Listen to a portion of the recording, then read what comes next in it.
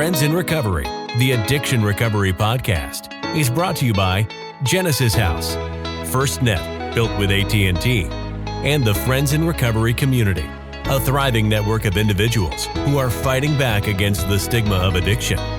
Join our hosts, Podfather, Jersey Ed, and Noontime with Skylar Noon, as they speak up about the real issues of addiction, treatment, and recovery.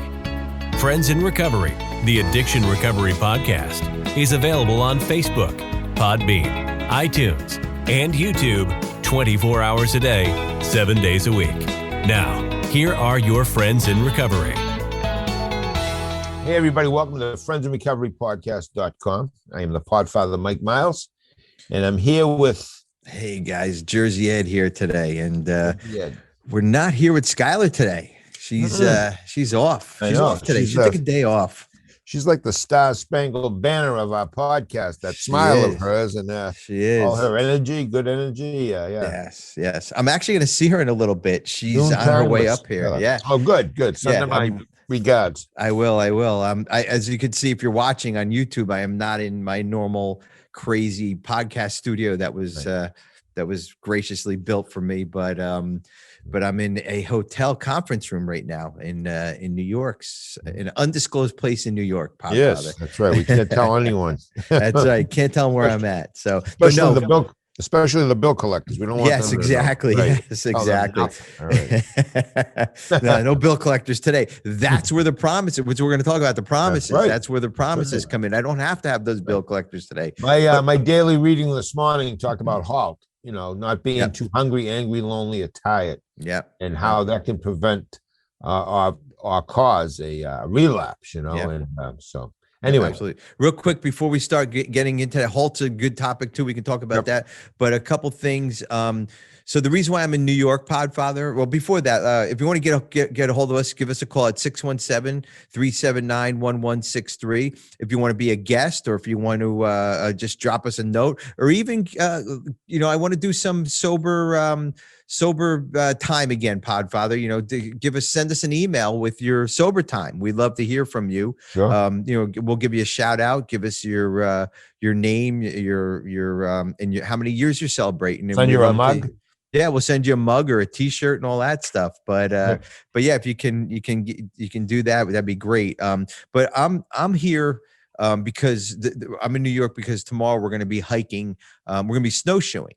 We started a Friends in Recovery community, which if you go to Facebook, Friends in Recovery, look for Friends in Recovery on Facebook, and there's a whole community now. And what we're doing tomorrow is called the Friends in Recovery Adventures. Right. We're going snowshoeing tomorrow. There's about 15 of us that are all sober. And we're all going to go snowshoeing tomorrow. So I came up the night before because it's an 8 a.m. start, and it's about a 2.5, 3 hour drive from my house.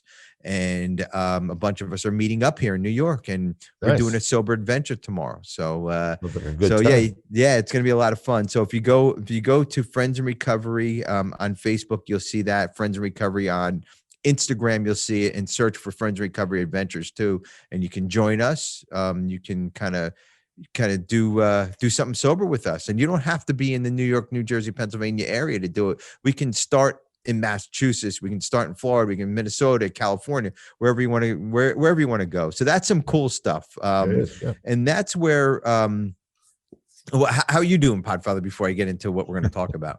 I'm doing good, Ed. I'm just going. Sorry. What do you have, about 5 cups of coffee or something? Good Lord, Podfather. I had a cup of coffee right before he came on the show. So yeah, I'm doing good. Staying busy. I have a group 3 nights a week, and a recovery Alcoholics Anonymous meetings twice a week, and then I have 3 IOP group meetings that I facilitate, and just wonderful people. Got a lot of success lately. There's been a couple of relapses, and we just work with them. We love them. We need them. We want them. We don't judge anyone. People like to say that relapse is part of recovery, and it can be, but it doesn't have to be. And that's important to know. Yeah, absolutely. Absolutely. So we were thinking about a topic today, and the topic we were thinking about was what we came up with was the promises. The promises, right? Yeah, the promises, and you being able to get over to your group and talking to people, and we were joking about the bill collectors before, but that's all in the promises. That's all there. That once we do what we're supposed to do in AA, the promises do slowly but surely come through, and we're going to read them now. And if we can even just dissect them piece by piece, if you like. If you're watching on YouTube, I'm going to share my screen. So they're going to come up here in a second. And there are the promises, guys, the AA promises. And Podfather, do you mind reading a couple, and I'll read a couple? Okay. Sure. The AA promises, and just know the promises are in the big book. Yes. And I think it's page 69. I'm not sure. Don't quote me on that. I have a couple of big books. I have one that's actually a second edition that was printed in the 50s, and I bought it at a yard sale, and it's in my other office. But so anyway, the promises, the AA promises. Number one, if we are painstaking about this phase of our development, we will be amazed before we are halfway through. Mm-hmm. We are going to know a new freedom and a new happiness. We will not regret the past, nor wish to shut the door on it. We will comprehend the word serenity, and we will know peace. I'll stop there for a minute. Yeah. Those are the first four promises of the AA promises. And those four right there, I mean, if you're brand new and you're just coming in and you're shaking and rattling and rolling and you've been sober a short time, maybe you just get out of detox, maybe you're detoxing yourself. When you hear these, it's almost far-fetched. It's almost like looking at a Maserati, thinking, someday I'll have the money to buy that. Someday I'll be sober and I'll feel good about recovery. Right now, I'm having a hard time, but these promises do come true. If you stick around long enough and you work hard enough and fortunate enough to maintain sobriety. Do you agree, Ed? 100% Podfather. Yeah, absolutely. Especially number one, if we're painstaking. Now, Right. If we're painstaking about this phase of our development, I mean, that there's a lot of pain. There's a lot of suffering. There's a lot of, but here's the thing, guys. The second part, but we'll be amazed before we're halfway through. Right. So we don't have to suffer when we're using and abusing, and when we're out there doing our thing in an active addiction. There's no halfway through it. There's no, okay, I'm gonna get halfway through my using and life is gonna be great. I'm gonna have all these promises will come true. No, that's not gonna happen. No future. There's zero future. So I love the first promise. If we're painstaking about this phase of our development, we will be amazed before we're halfway through. Right. And what I see statistically, and I'll just throw a statistic out there, is what I see is a lot of my clients, right around 30 days of continued sobriety, they're on a pink cloud. And that's not a bad thing. They're feeling good. Are they amazed? They might be, but I know they're feeling a lot better than they were 30 days prior. Yeah. And I haven't met one person that's come into recovery and the only problem they had was booze and drugs. Most people have marital problems, financial problems, legal problems. They got something else going on. It's not just about stopping drinking and drugging. So if you got to be in court, or you're going through a divorce, or you have to account for something you did, you were arrested, or whatever, you're always going to have those problems. But for some reason, when you get about 30 days of sobriety, you just start feeling better in spite of all the craziness. Absolutely. And then the second part, we're going to know a new freedom and a new happiness. That is just kind of, that's just a given, because it's just a new life, right? I mean, it's just a new life, and it's just kind of what's going to be handed to us, and I think what talks about freedom, and you'll relate to this, Eddie. When you're out there and you're chasing the booze or the drugs, and you're chasing it, you're not just chasing it once a week, twice. You're chasing it every damn day, every moment of the day. You might have enough for a week, but guess what? You're not happy because you're thinking about it. I'm going to need it for the next week. And there's no freedom in that either. None. So you do know a new freedom and a new happiness. Yeah. 'Cause you're not, that monkey's off your back. You're not worrying about your drink or your drug because you're not getting involved in it, you Yeah. know? Yeah. Number Absolutely. three, we will not regret the past nor wish to shut the door on it. Mm. And I'll just speak to that just real quickly, and then you can, Yeah. Ed, all the past mistakes, I wouldn't change one moment of my drinking and drugging, because it got me to where I am now. And, and I don't want to shut the door on it. It's made me the man I am today. It's made me to go back and get an education and help many people. It's made me to raise a great family, wonderful children, and be with the same person for 40 years, and watch these kids grow into adults. And yeah. And I, this is a great promise. We will not regret the past nor wish to shut the door on it, because in early sobriety, Podfather, as you know, I had supervised visitation with my children. And, that was like, that went on for almost 2-3 years. I can't, like time goes by so fast, but I think it was 3 years. I had a supervised visitation. I was allowed to see my children for 1 hour a week. Imagine that. And that is it. So I was mad. I was mad at God. I was mad at AA. I was mad at my ex-wife. I was mad at everything. I was mad at the disease. But then I started figuring, why should I even be that way? I made a mistake, and now I have to fix myself. So there's 168 hours in the week. I had 1 hour with my children, and I crammed and I packed everything into that 1 hour with my kids. And 167 hours in that week, I got to work on myself. Right. I got to work on what I did in the past, how to fix it. And I don't want to, I never want to go back there, but I just want to learn from those mistakes that I made and never do it again. And I thank God for that. And I just bring that up as an example of not shutting the door on the past, because what it's saying there is that there's a lesson to be learned in everything. And if you close that door and you don't stay open-minded to some of the trials and tribulations we're going through now, you're not going to learn from what's going on now if you have any problems in your life to grow in the future. Correct. Number 4, we will comprehend the word serenity, and we will know peace. Peace is not found in what surrounds us. Peace is found in what we hold within. You can look at a beautiful mountain or a beautiful lake with the foliage. I live in New England, one of the most beautiful parts of the country, and I can really get a bird's eye view of nature's beauty. However, if things aren't right in my life, and when I was addicted to booze and drugs, I could be in the most beautiful surroundings. It meant nothing to me. But in early sobriety, I could be walking down the street and see a little patch of grass with some flowers in the spring, and that tears would come to my eyes because I was seeing these, this was serenity to me. I was at peace. I knew what peace was now. I wasn't chasing anything. I agree with that, Podfather. Even something even simpler is being able to just sit with myself and not worrying about, that's peace and serenity right there. Just not worrying about where I'm gonna get my next drug from, or when time's a bar open, or will my wife find this bottle of booze or whatever. So just being able to be okay with yourself is great. So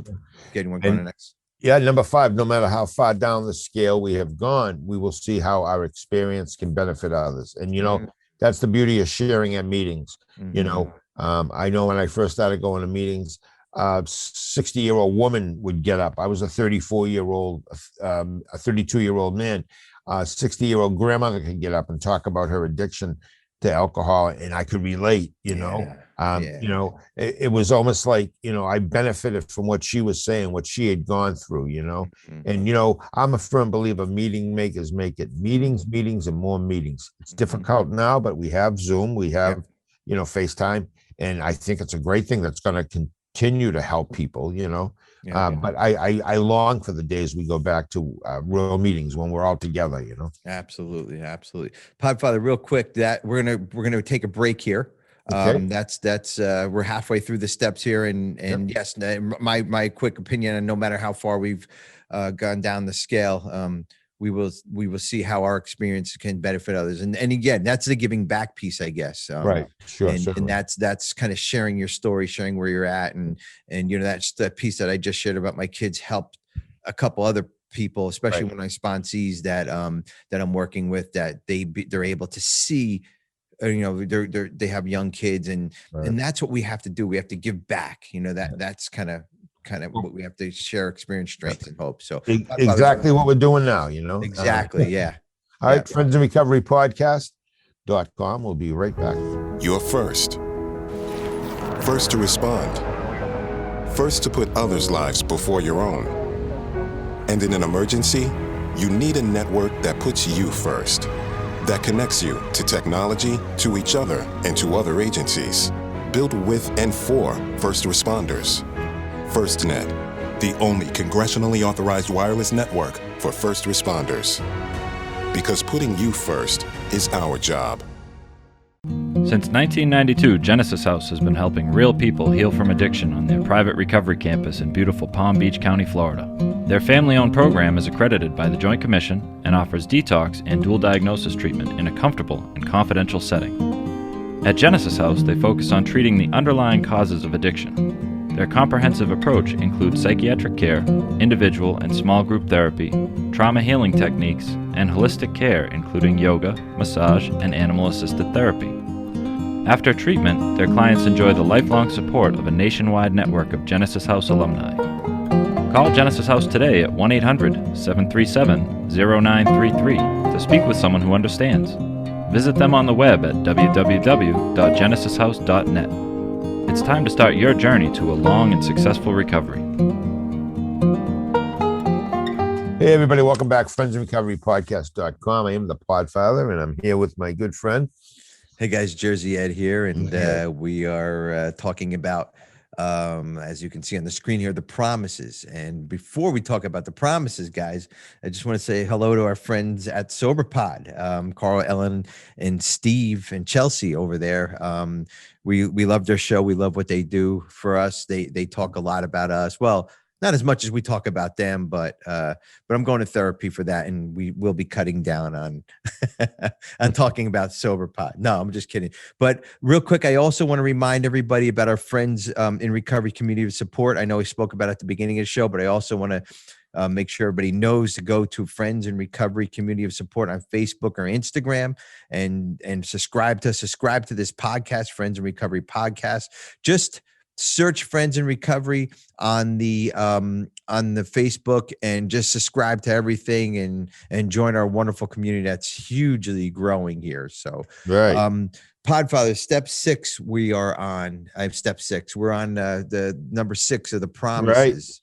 That feeling of uselessness and self-pity will disappear. That is true. That is so true. Okay. Yeah. I felt useless, and that self-pity just wallowing in my shit. Right. Like pity pot, pity pot, like feel sorry for me.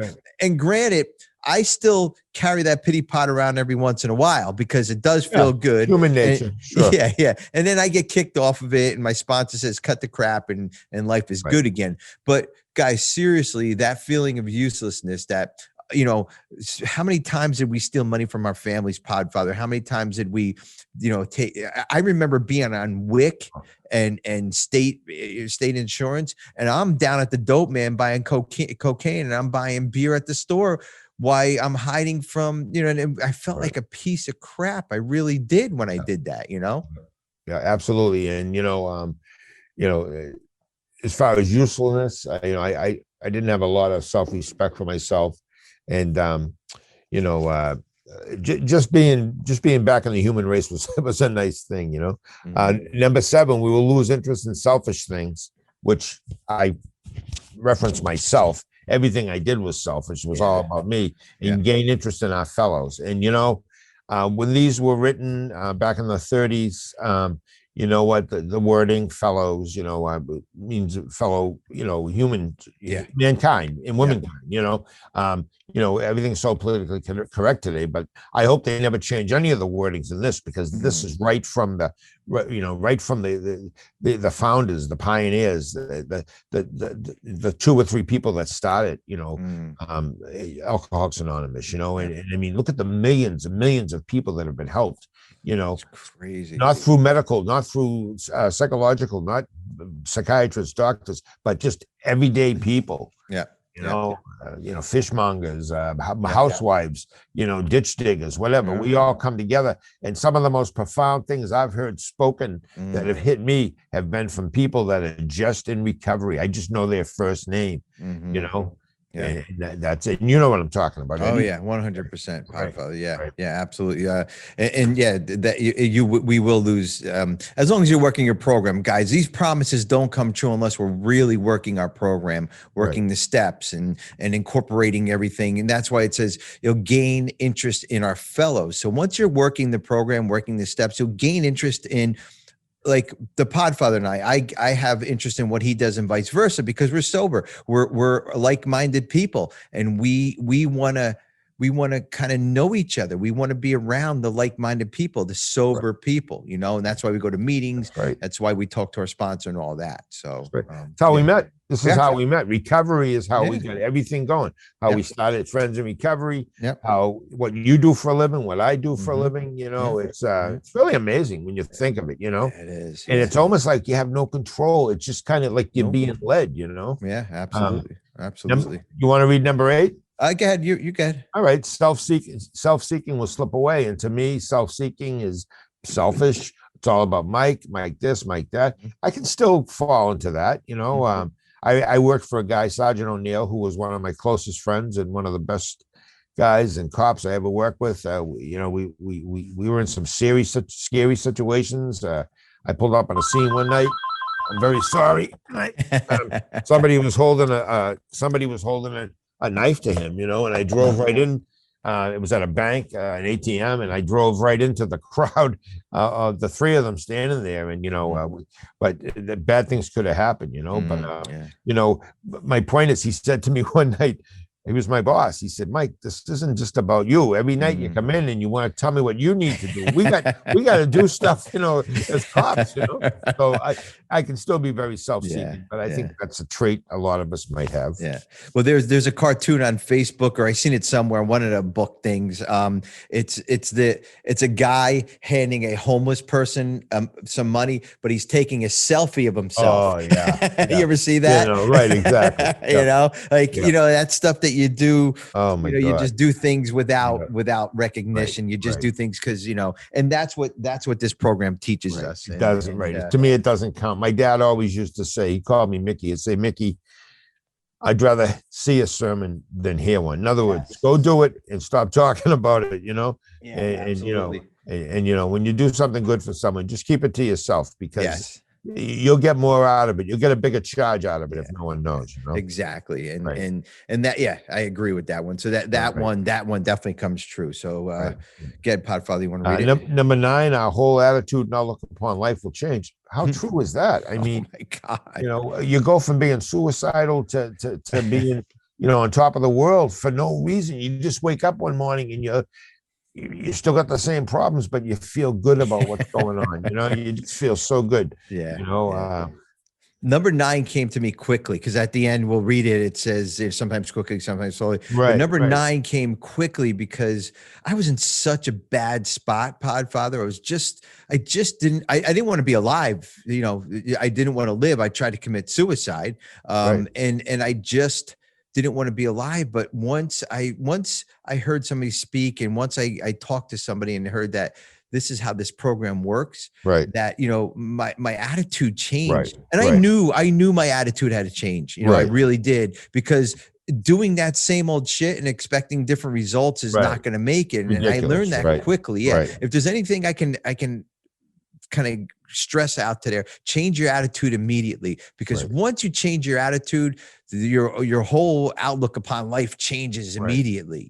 That's change it, and that'll definitely come true. So And number 10, fear of people and economic insecurity will leave us. Yeah, I guess so. I mean, I used to have panic attacks, and as far as economic insecurity, I think we're always looking at finances as that's just human nature in the society we live in.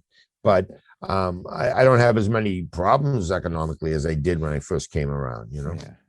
I still have that economic insecurity. It does leave you. I mean, but here's the thing. I think what they mean to me, this is my interpretation. The economic security, we don't have to worry about our jobs anymore. Right. We don't have to worry about getting fired because we're boozing Right, or right, drugging. We don't have to be, we won't be found out and we will lose our job. You know what I Good mean? point. Good You know, point. that's how I Sure. see that one. Sure. Well, we're all, you know, I don't care. You know, here's, you want to hear something crazy, Podfather? Yeah. Mike, you and I were talking about this. Mike Tyson in his career made Yeah. 600 million. Right. 600 million. That's $500 million. Okay. And he's broke.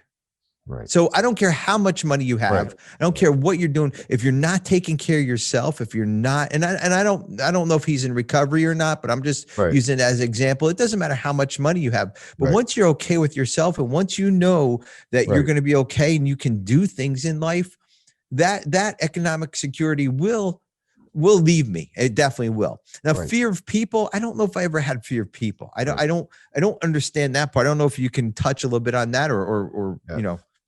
Well, I think, you know, like I said, anxiety and panic, you know, that to me, it was just fear of the unknown. I didn't know what it was.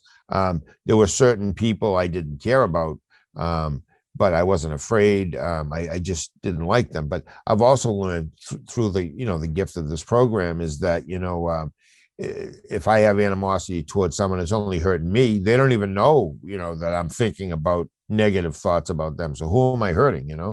Yeah, exactly. Exactly. Yeah. Number 11, we will intuitively know how to handle situations which used to baffle us. Now, the word intuitively, you know, I love it when people say, oh, you're so intuitive. And remember the intuitive therapist that we ran into a couple of years ago? Yeah. And she was very good. You know, she was helpful. Yeah. You know, she wanted to be PayPal up front real quick, but she told me I was very intuitive, you know, and you know, I don't think she knew I was a therapist in the beginning, but the word intuitive to me, and I know the definition is, but you know, it's almost to me what it means is that, you know, I don't have to give them thought. I know from experience, from past experience, or just by assessing something that I can handle certain situations. Right now, if there's a car accident and I'm driving by, I know what to do. Get people out of the road, you know, check for injuries. Don't leave your car in the middle of the road thinking who's at fault. Screw that. Get your friggin' car out of the road. I mean, a plane crashes, I'd be the first one in there helping out. Yeah, you know? Would. Yeah, I know how to do that stuff, but when I first came around, Chris, I couldn't even walk down the street. I was full of fear and anxiety, you know? Yeah. So I think. Well, the intuitive part, what I intuitively knew about when I was using was I knew how to get my drugs and I knew how to get my booze. Right. That's what I knew. And that was all I knew. And then when other situations came, I was either too drunk or too high, or I really didn't care about any of those situations. Like we were talking earlier, bill collectors, I really didn't care about a bill collector. Well, you know, so I don't have any money anyways. I steal money to buy booze and drugs. So you can't get it from me. You know, I don't care, you know, and, you know, so I really didn't care about that piece. And the only thing I cared about was drugs and alcohol. So absolutely. The intuitive part about knowing how to handle situations, which just comes normal now. Just, you know, I know I have to get up and brush my teeth. I know I have to get up and take a shower. I know I have to get up and, you know, walk the dogs, or, you know, way back when with the kids, I had to take care of the kids. You know, I didn't care, Podfather. I really didn't care. The only thing I cared about was drugs and alcohol. End the story. That was it, you know, and now I care a lot more stuff, and I know how to handle all these situations, and baffle, you know, like as far as baffling me, you know, just bouncing the checkbook baffled me, you know, right. So anyways, and 12, go ahead. Yeah. We will suddenly realize that God is doing for us what we could not do for ourselves. And what I'm finding lately, I've been sober quite a while, and I've been doing many, many meetings, thousands of them. But what I'm finding more and more as a therapist in groups and IOPs and in name meetings, a lot of people start, you know, talking negatively. They don't want to hear about the word God, or, you know, they're okay with the higher power. And, you know, that's fine with me. I don't preach to anybody. But, you know, I think it's a scary life we're living if we're trying to get away from the word God. I mean, this civilization that we live in was built on a God. Now, it doesn't have to be the God that I know, or you know, or a Muslim knows, or a Buddhist knows. No, it's just the God of your understanding, and that's the best way I can phrase it. And I just believe that, excuse me, I couldn't have done this by myself. There's no way. I was taught when I first come around, get on your knees, ask for help, get on your knees, thank your higher power for help. I haven't missed a night of doing that in 34 years. And I attribute my sobriety to that's one of the main reasons. Yeah. And I don't care what people think or say. I don't know what my God even looks like. I don't even think of it. It's the God I met here. It's fine. Yeah. Thank you for keeping me sober. Please help me get through the day without a drink or a drug. That's simple as that. Doesn't get much easier than that, man. But I do it on my knees. Hey, I'm getting old. Maybe someday I won't be able to get on my knees. But you know what? When I can't, I'll still say the same words. Yeah, absolutely. And I agree. You and I are almost cut out of the same cloth, Podfather. But there are people that don't believe in God. Like if there was a God, like why would he or she, she do this to me? And there are atheists out there, but this program works for everybody. And you don't have to believe in a God. It's just a higher power. I think you said it on the last show, Podfather. I think it was you that you said that. I like using the word higher power. Didn't you say that? Right. I think you said that, right? And that's good because for people who come into this program, and I'll talk about this in a second, but I just wanted to clarify that it doesn't have to be a God. God is a scary word. It's a scary word because a couple reasons. Because we don't know what a God is. We can't see, touch, feel, taste, or hear a God. We just have to believe in something greater than ourselves. And if you're boozing and drugging and doing all kinds of stuff, that's kind of hard because I'm way down here and you're telling me to believe in something here to pull me up. Well, yeah, that's what does that. That gives you that belief, that gives you something to understand in your life. But if you can't believe in a God, believe in a doorknob or just a higher power, because you know what, when I was using and drinking, and if there's people out there listening, there are people out there listening, you're so far down. It says in one of the other promises, we're so far down the scale. We don't understand it. We don't understand where we're at. And for me to try to understand that there's a God that's going to do this for me, that's a little hard, sometimes far-fetched to kind of grasp on. So on our drive up here, we're in the mountainous area in New York, and the person that was sitting next to me goes, "Look at this beautiful landscape. Look at all the snow falling as it's snowing up here and snow all over these gorgeous mountain trees." And they go, if there's not a God, what built this? And I agree with that. Yeah, what built this? You know what I mean? But that's okay if you don't believe in God. But no matter. But when you understand and you realize that somebody else, even if I believe the Podfather was doing something for me what I couldn't do for myself, it's still better than me not trying to figure out, can I do it? Can I do it? The whole 9 yards. You know what I mean, Podfather, as far as that goes. So this is when you come, and it says suddenly realize. You will suddenly realize, no matter what it is, you will definitely suddenly realize it because it's like, Jesus Christ, like, what's going on here? Who is doing this? Who is keeping me off these fucking drugs and alcohol? Who is making me sober for all these years? Who is, you know what I mean? It's not me. I can tell you that is not me doing that. Even to this day, Podfather, to these 27 years, almost 27 years in March, it's not me keeping myself sober. It's not me doing this podcast. It's not me going to the meetings. It's something driving me. It's something directing me to do this. Does that make sense? Sure, absolutely. Yeah. And that's my feeling on it. So are these extravagant promises? We think not. They're being fulfilled among us, sometimes quickly, sometimes slowly. They will materialize if we work for them. And that's on Alcoholics Anonymous, page 83 and 84. Yeah, page 83 and 84. Yeah, so, I thought it was 69. Something else was on 69 that's pretty prevalent. Yeah. But I on that last one, we're made of we have a mind, we have a body, and we have a soul. And if people don't want to believe they have a soul, that's fine. We have a soul. Yeah. And when you pass away, we're all going to die. That's one thing we all have in common. We are not going to be here forever. No. Your soul goes to wherever it goes. We don't nurture our soul enough. And I can tell you, as a result of working the steps, reading the promises, being sober, and just following the very simple suggestions of AA, my soul has been awoken many times. Oh, yeah. And I have that peace and that tranquility that I never had, no matter what drug I took, no matter how much booze I drank. Mm-hmm. You know what? I have that super feeling of just peace, tranquility, and acceptance. And you know what? You got to feed your soul sometimes. And we're fortunate that we have a program where we can feed our soul. Yeah. I want to talk real quick about sometimes quickly, sometimes slowly. And what Podfather is talking about is just nurturing yourself and feeding yourself. And I would like to go back to what you said, Podfather, about your anxiety. That didn't last forever.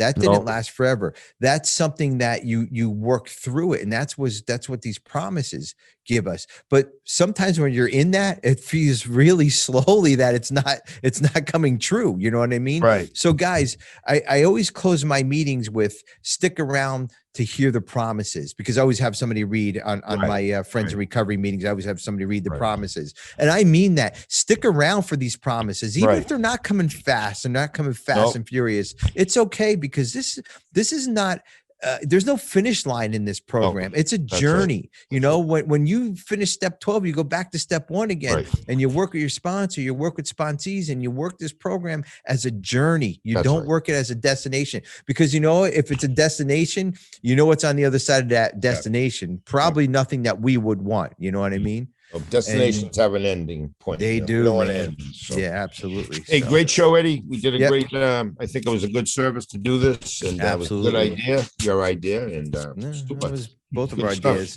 Yep. If it didn't serve anybody, it served you and I pretty good. So, but I hope everybody got a little bit out of that. And you know, Podfather, we miss Skylar here. Skylar would have rambled on about the promises. Right. She's the promise queen. Yeah, absolutely. So we'll be seeing her soon, hopefully. Yes, absolutely. So Podfather, you want to take us out here? Absolutely. Friends in Recovery Podcast.com. Stay sober, everyone. Yep. Stay sober, everybody. This concludes this episode of Friends in Recovery, the Addiction Recovery Podcast. Thanks to Genesis House, FirstNet, built with AT&T, for supporting those on the path to recovery and keeping this valuable resource free for all our friends in recovery. Follow us on Facebook for past shows and updates, and enjoy free access to twice daily support meetings. Brought to you by Genesis House and the Friends in Recovery. If you can't get enough of Mike, the Podfather, Jersey Ed, and Skylar, you can catch them on Answering the Call, the First Responders Podcast, available on Facebook, Podbean, iTunes, YouTube, iHeartRadio, and GenesisHouse.net.